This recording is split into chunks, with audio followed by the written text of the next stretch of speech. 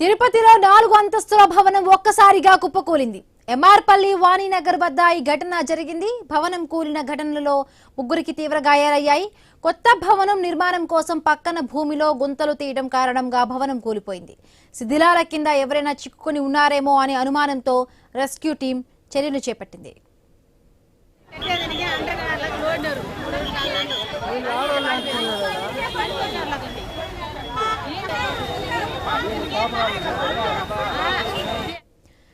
తిరుపతిలో కూలిన 4 అంతస్తుల భవనం ఇప్పటికే రెస్క్యూ టీం అక్కడ సహాయక చర్యలు కొనసాగిస్తోంది. శిథిలాల కింద ఎవరైనా చిక్కుకున్నారన్న అనుమానంతో కూడా రెస్క్యూ టీం చాలా జాగ్రత్తగా కూడా అక్కడ పనులను పరిశీలిస్తోంది. రైట్, మరింత పూర్తి అప్డేట్స్ మా కరెస్పాండెంట్ గోపినాథ్ అందిస్తారు. గోపినాథ్, బిందు తిరుపతిలో అంటే నడిబొడ్డులోనే వాణినగర్ లో ఈ ఘటన చోటు చేసుకోవడం జరిగింది. మొత్తం 4 అంతస్తుల భవనం ఒక్కసారిగా కుప్పకూలిన ఘటనకు సంబంధించి వెంటనే అప్రమత్తమైనటువంటి తిరుపతి మున్సిపల్ అధికారులు అదేవిధంగా పోలీసులు ఘటనా స్థలానికి చేరుకుని అంటే భవనం లోపల ఎవరైనా ఉన్నారా అనే దానిపైన ఇప్పటికే కూడా శిథిలాలని పక్కకు తొలగిస్తున్నారు.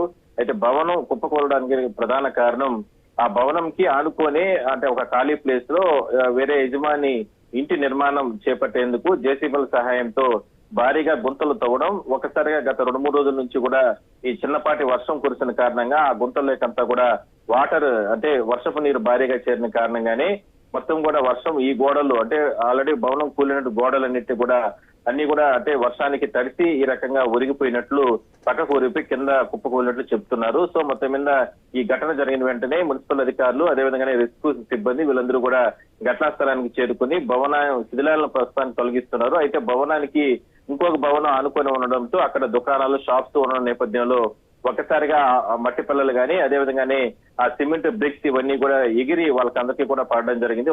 అందువల్ల మరి కొంతమందికి గాయాలయ్యాయి. ఒక ముగ్గురికి మొహానికి చేతులకి ఇట్లా పెద్ద ఎత్తున గాయాలు ఉన్న నేపథ్యంలో వాళ్ళందరినీ కూడా తిరుపతి రుయా ఆసుపత్రికి తరలించడం జరిగింది. అయితే ప్రధానంగా అంటే ఇందులో నిర్లక్ష్యం భవన నిర్మాణం అంటే ఖాళీ ప్లేస్ లో ఒక భవన నిర్మాణం చేయడానికి గోతులు తీసినటువంటి ఆ ఇంటి యజమానికి సంబంధించి నిర్లక్ష్యంగా కనబడుస్తుంది. కనీసం అంటే ఉన్నటువంటి భవనానికి సంబంధించిన యజమానికి కూడా చెప్పకుండా ఈ రకంగా జేసీబీల సహాయంతో గుంతలు తవ్వడం ఒకసారిగా ఎటువంటి ప్రికాషన్స్ తీసుకోని కారణంగానే ఈ రకంగా భవనం కుప్పకూలినట్లు కూడా అధికారులు అంచనా వేస్తున్నారు. సో ఇప్పటికే కూడా పలువురిని అదుపులోకి తీసుకోవడం జరిగింది. పూర్తి స్థాయిలో విచారణ జరుపుతున్నారు. అంటే గోపినాథ్, ఇప్పటికే కొంతమందికి అక్కడ అంటే గాయాలైనట్టుగా కూడా తెలుస్తోంది. వాళ్ళ పరిస్థితి ఏ విధంగా ఉంది? ఇంకొకటి అంటే ఇదేమైనా పాత భవనమా? ఎందుకంటే పక్కనే ఉన్న స్థలంలో గుంతలు తీయడం వల్ల ఈ బిల్డింగ్ కి ఎఫెక్ట్ పడి ఈ బిల్డింగ్ మొత్తంగా కుప్పకూలిన పరిస్థితి.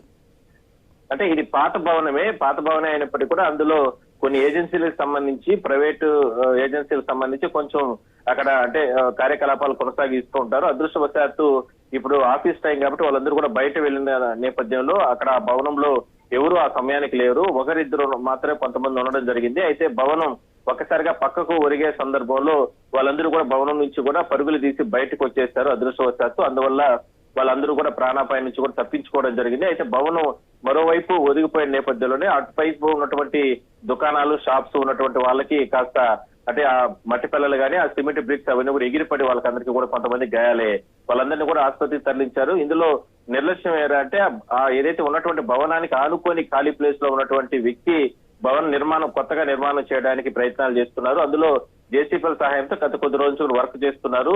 అయితే అనతి కాలంలో చాలా రోజుల నుంచి కూడా అంటే ఎక్కడ కూడా దాని అంటే నిర్మాణం పూర్తి స్థాయిలో చేయకపోవడం కారణం ఈ గత 2-3 రోజుల నుంచి కూడా కొంచెం వర్షం తిరుపతిలో కురిసింది. ఆ వాటర్ అంతా కూడా ఏదైతే జేసీబీలు తీసినటువంటి గోతులోకి వెళ్ళడం ఈ భవనం ఆనుకొని ఉన్న కారణంగానే ఈ రకంగా ఒరిగిపోయినట్లు చెప్తున్నారు. సో మొత్తం మీద ఇంకెవరైనా సరే ప్రమాదశాత్తు ఇంకెవరైనా సరే భవనం కింద ఉన్నారా అంటే ఇప్పటి వరకు అయితే సమాచారం లేదు. భవనం కింద ఉన్నారా అనే దానిపైన మాత్రం అధికారులు ఇప్పటికే కూడా ఆ మట్టి తలలు అదేవిధంగా సిమెంట్ బ్రిక్స్ అన్నింటినీ కూడా బయటికి తీసే ప్రయత్నం చేస్తున్నారు. మరో గంటన్నర లోపల పూర్తి స్థాయిలో కూడా శిథిలాలన్నింటినీ కూడా బయటికి అంటే పక్కకు తొలగించే అవకాశం అయితే ఉంది. Right, thank you Gopinath, thanks for the updates.